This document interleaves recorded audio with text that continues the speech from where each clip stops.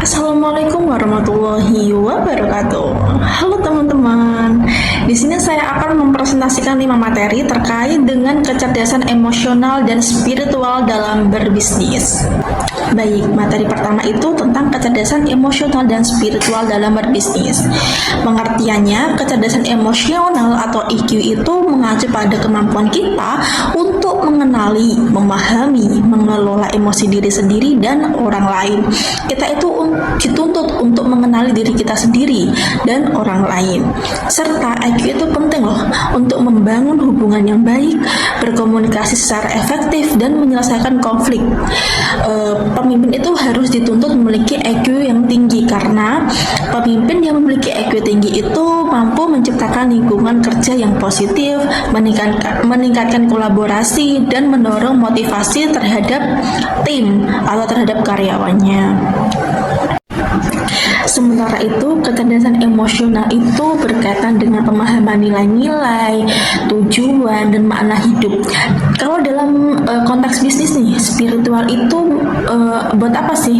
Nah, kecerdasan spiritual dalam bisnis itu membantu kita sebagai organisasi atau sebagai individu sendiri itu untuk mengidentifikasi misi dalam perusahaan itu lebih besar lagi, lebih luas lagi, dan mengembangkan etika kita dalam bekerja dan menciptakan budaya yang lebih kondusif lagi, bertanggung jawab gitu ya, atau memiliki komitmen yang tinggi.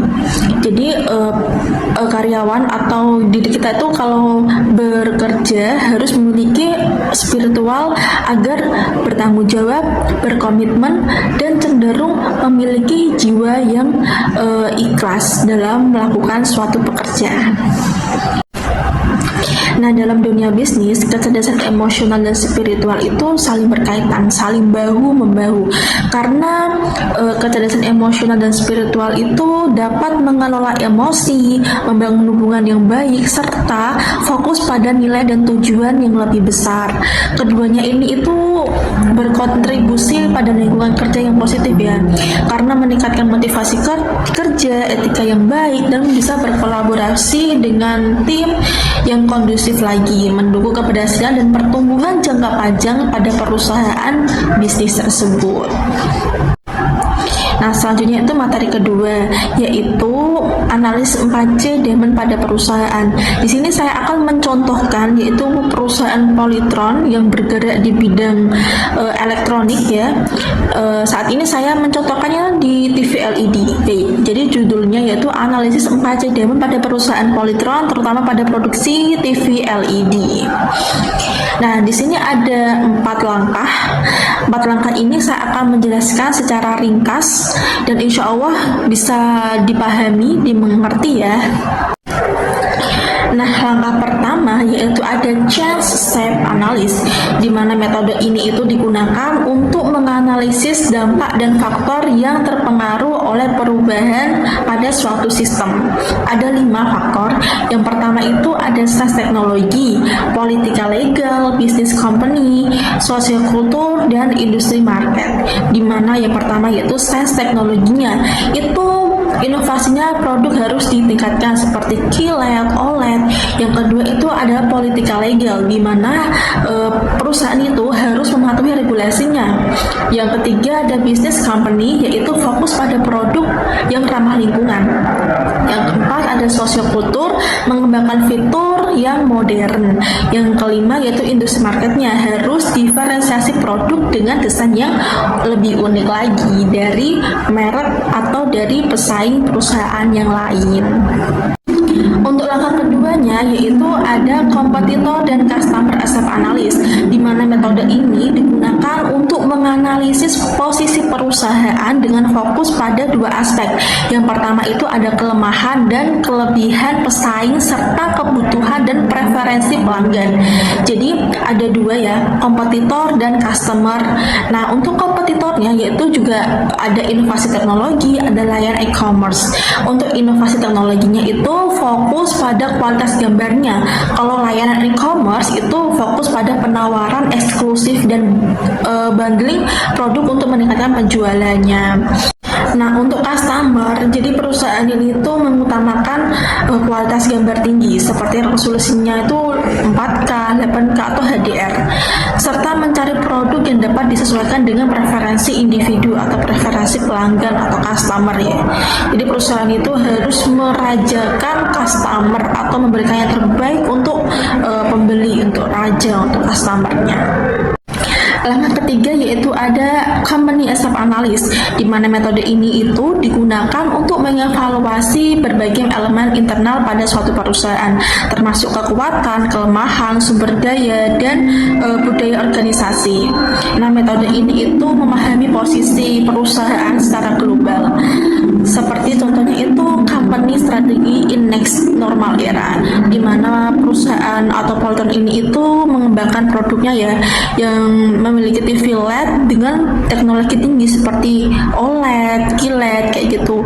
Dan perusahaan ini itu termasuk perusahaan yang pesaing di luarnya itu juga sangat bagus karena nilai mereknya melalui keberlanjutan itu juga terbaik, dan konsumen juga sangat puas dengan merek Poltron.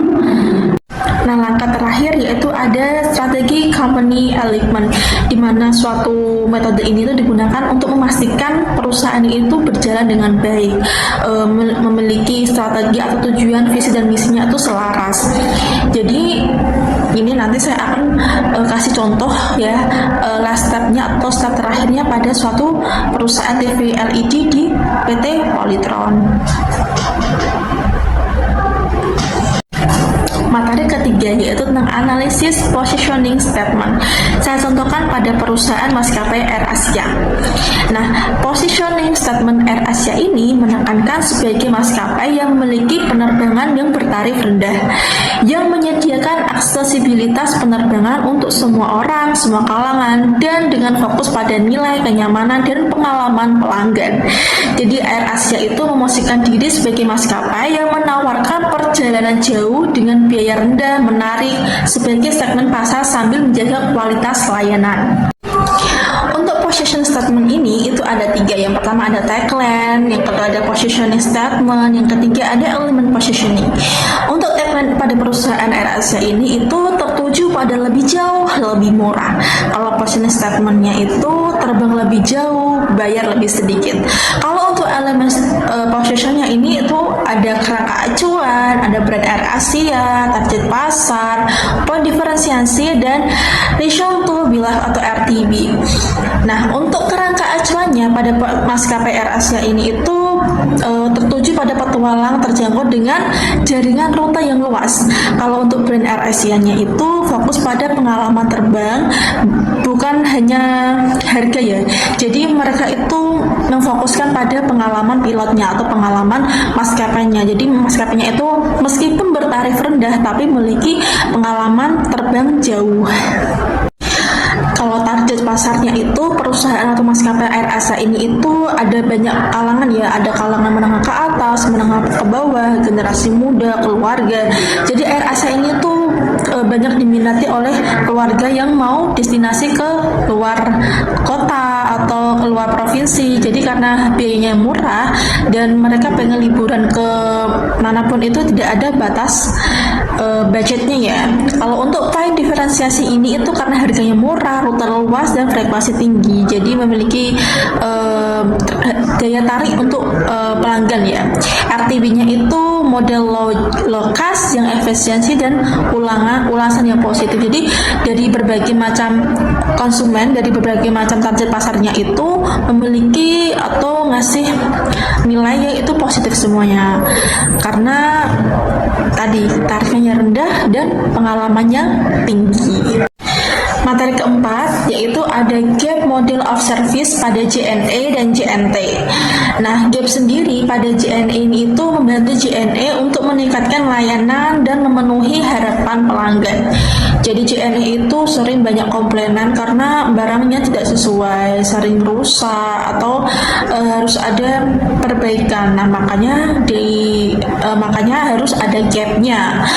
Nah, gap sendiri itu apa sih? Nah, gap sendiri itu ada 3, yaitu ada gaps, ada analis, dan ada performance. Gap sendiri yaitu kesenjangan, dan analis itu adalah analisis, dan performance itu ada kinerjanya.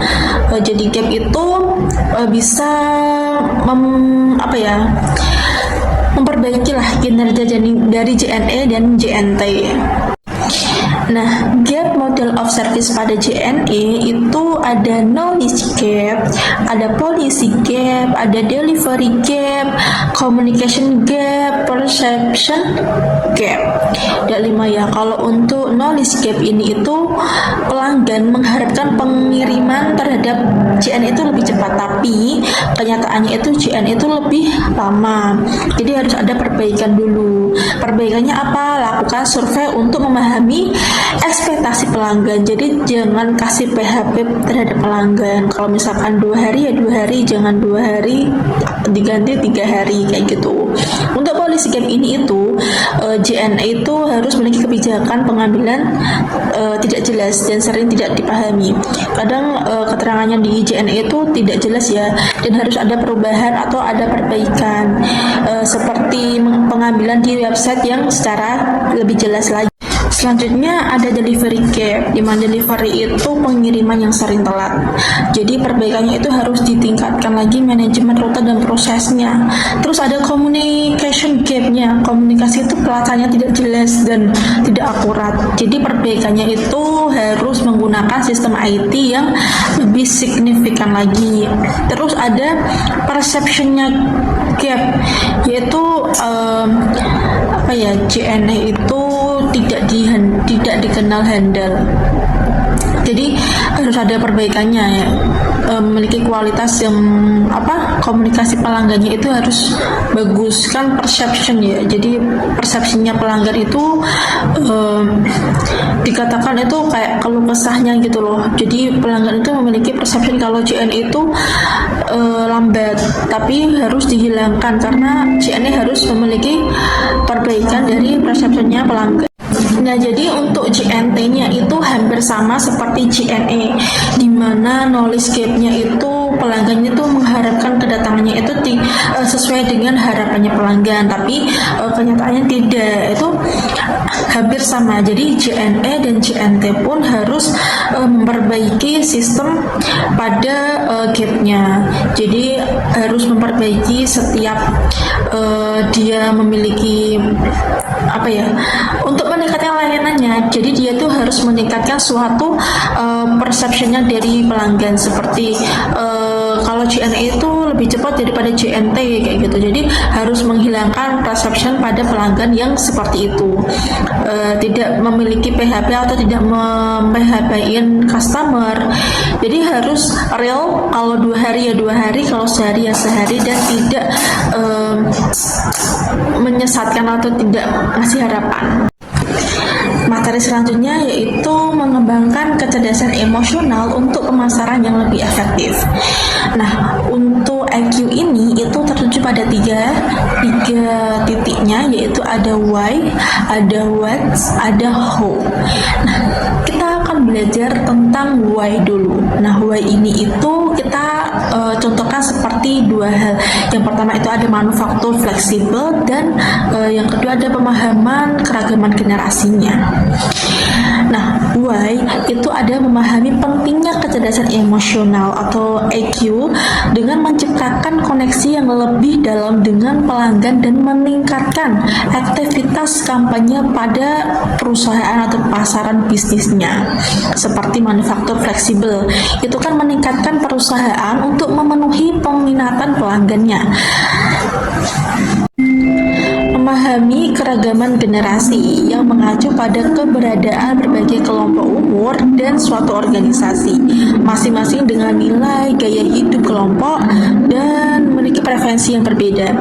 Jadi memahami keberagaman ini itu penting untuk meningkatkan kolaborasi dan menciptakan lingkungan kerja yang inklusif.